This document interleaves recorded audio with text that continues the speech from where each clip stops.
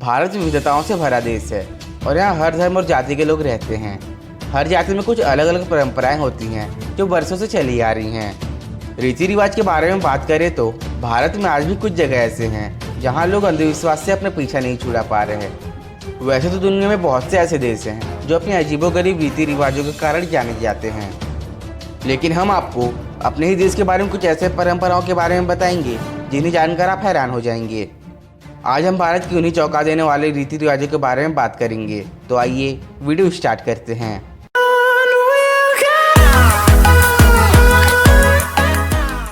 शादी में आमतौर पर दूल्हा बारात लेकर दुल्हन के घर आता है। ढेर सारी रस्में निभाई जाती हैं और ऐसे शादी संपन्न होती है, लेकिन गुजरात के आदिवासी बहुमूल्य गांव की शादियों में दूल्हा नहीं होता। गुजरात के छोटा उदयपुर जिले में बिना किसी विरोध के बड़े धूमधाम से दुल्हन की शादी किसी लड़के से नहीं बल्कि किसी लड़की से की जाती है। दुल्हन को लेने दूल्हा नहीं आता, बस वो अपने घर में रहकर ही दुल्हन का इंतजार करता है। अगर लड़का घोड़ी पर चढ़कर मंडप पे जाता है तो वह अशुभ माना जाता है। दाम्पत्य जीवन असफल रहता है और वंश भी आगे नहीं बढ़ता, ऐसी मान्यता है। दूल्हे की जगह दूल्हे की कंवारी बहन घोड़ी चढ़ती है और बारात लेकर दुल्हन के घर जाती है। दुल्हन को दूल्हे के सुपुर्द करके बहन का कार्य खत्म हो जाता है। ससुराल आने के बाद दुल्हन को दूल्हे के साथ वरमाला से लेकर फेरे तक की सारी रस्में दोबारा करनी पड़ती है। कहते हैं शादी के लिए दूल्हे की बहन का कुंवारा होना जरूरी है। अगर दूल्हे की कोई बहन ना हो तो चचेरी ममेरी बहन ये रस्में निभा सकती हैं। दूसरा, भारत के महाराष्ट्र जिले में सोलापुर नाम का एक जगह है जहाँ पर बाबा उमर की दरगाह है, जो कि लगभग 700 वर्ष पुरानी है। इस दरगाह में हिंदू और मुस्लिम दोनों ही दर्शन करने आते हैं। यहाँ हर साल कई माता पिता अपने बच्चों की लंबी उम्र के लिए यहाँ प्रार्थना करने आते हैं। यहाँ पर प्रार्थना के नाम पर ऐसी रीति रिवाज होता है जिसने पूरे विश्व के इस स्थान को कुख्यात कर दिया है। यहाँ पर मस्जिद के मौलवी और अनुभवी लोग 1 साल तक के छोटे बच्चे को मस्जिद की छत से लगभग 50 फुट की ऊंचाई से नीचे गिराते हैं। मस्जिद के नीचे दूसरे गाँव वाले और अन्य अनुभवी लोग चादर फैलाकर उस बच्चे को पकड़ते हैं। यहाँ के लोगों का मानना है कि ऐसा करने से बच्चे की उम्र लंबी हो जाती है और भगवान के दर्शन होते हैं। तीसरा, भारत के नागपुर और जमशेदपुर इलाके में एक अजीब प्रथा अपनाई जाती है जहाँ पर लोग मेंढकों की शादी करवाते हैं।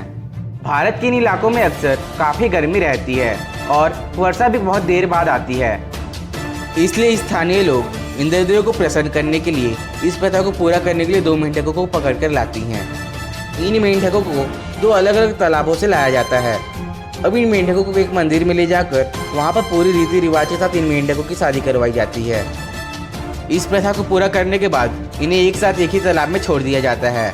स्थानीय लोग का ऐसा मानना है कि मेंढक इंद्रदेव के बहुत बड़े भक्त होते हैं, जिनको प्रसन्न करने से इंद्रदेव प्रसन्न हो जाते हैं, इसलिए ये प्रथा आजमाते हैं। वैसे बारिश करवाने के लाजवाब तरीका है। चौथा, मेंढकों की शादी का तो समझ में आ गया कि 2 जानवरों की शादी होती है, लेकिन जब एक जानवर और एक इंसान की शादी हो तो यह बात ही कुछ हजम नहीं होती। लेकिन ये सच है, भारत के झारखंड राज्य के कई इलाकों में यह प्रथा को अपनाया जाता है। इस प्रथा में जिन लड़कियों को भूत प्रेत का साया होता है, उसके सावधान के लिए माता पिता अपनी बेटी की शादी एक कुत्ते के साथ करवा देते हैं। स्थानीय लोगों का यह मानना है कि कुत्ते से शादी करवाने से प्रेत बाधा उस बच्चे से निकलकर उस कुत्ते में चली जाती है। इस प्रथा को महिला की तरफ पुरुष भी भूत बला से छुटकारा पाने के लिए कुतिया से शादी करते हैं। इस प्रथा में हिंदू मान्यता के अनुसार शादी की सारी रस्में दिखाई जाती हैं और खाने का प्रोग्राम भी किया जाता है, जिससे सभी रिश्तेदार शामिल होते हैं। चौथा, हर साल हजारों श्रद्धालु दक्षिण भारत के तमिलनाडु राज्य के कक्कूर जिले में प्रसिद्ध महालक्ष्मी मंदिर में युवाओं से लेकर बुजुर्ग सभी इकट्ठा होते हैं और सभी अपने सर से नारियल फोड़ते हैं। इस मंदिर के बारे में एक ब्रिटिश राज की कहानी मशहूर है।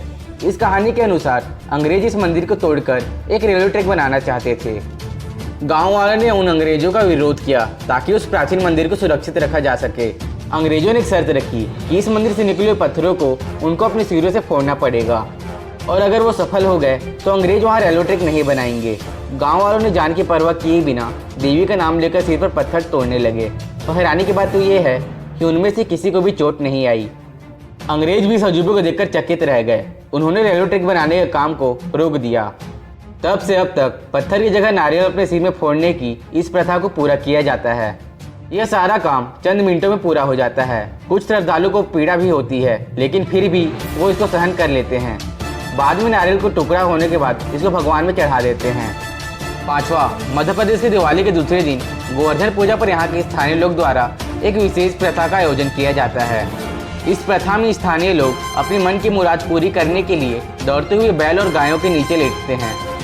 स्थानीय लोगों का मानना है कि इस प्रथा से उनको गौ माता का आशीर्वाद मिलता है और उनके जीवन के सारे कष्ट दूर हो जाते हैं। इस रिवाज में गाय के तले दबकर कई लोग गंभीर भी और जख्मी हो जाते हैं, फिर भी वो इसे आशीर्वाद समझकर इस प्रथा को पूरा करते हैं। इस प्रथा को यहाँ कई सालों से निभाया जा रहा है। हजारों श्रद्धालु इस प्रथा को देखने के लिए इस मेले में इकट्ठे होते हैं। 6वां, तमिलनाडु में एक ऐसा रिवाज है जहाँ पर लोग अंगारों पर चलते हैं। इसके लिए काफ़ी पहले से ही तैयारियां करनी पड़ती है। इस त्यौहार को लोग बहुत ही जोर शोर और उत्साह के साथ मनाते हैं।